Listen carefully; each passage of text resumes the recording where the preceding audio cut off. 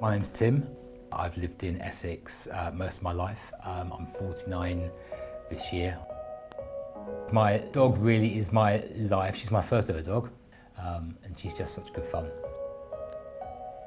I was diagnosed diabetic type 1 on my 14th birthday, which is a great birthday present. You feel like you're given a list of all the things that if you don't do this, this will happen to you.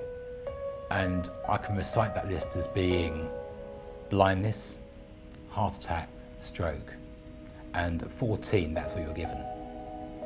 So that is a huge thing to actually process in your head.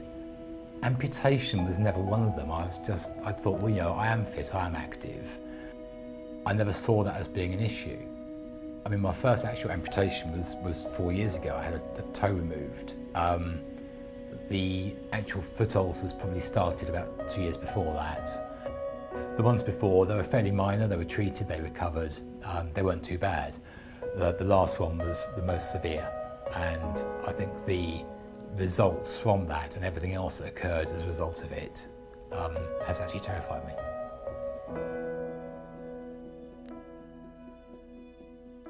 I was at a friend's wedding in Greece and I bought a new pair of shoes for the event. I remember leaving the reception to go to the loo, and as I was coming out the loo, there was a trail of blood across the floor, and I took the shoe off. Literally, all the skin on the ball of my right foot had just completely come away.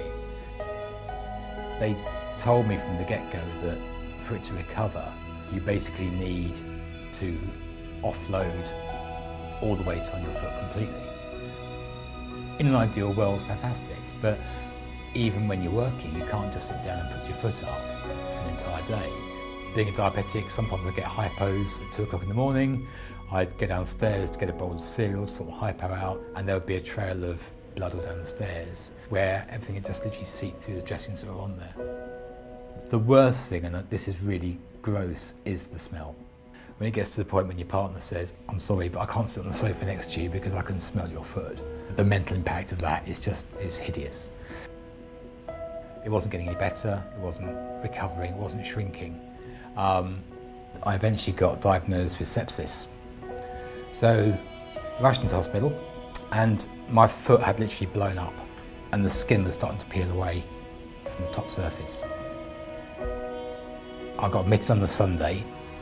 On the Tuesday night, they put me in intensive care and summoned my next of kin and said, "This is it." That was the most frightening it ever got.